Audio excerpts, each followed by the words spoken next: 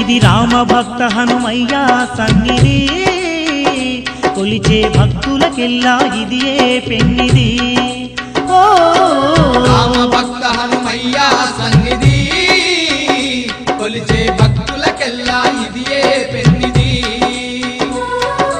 పవిత్రమైన క్షేత్రం ఆ పవన కుమారుని నిలయం పవిత్రమైన క్షేత్రం ఆ పవన కుమారుని నిలయం అవనిలో పుణ్యధామం శ్రీ ఆంజనేయుని ఆలయం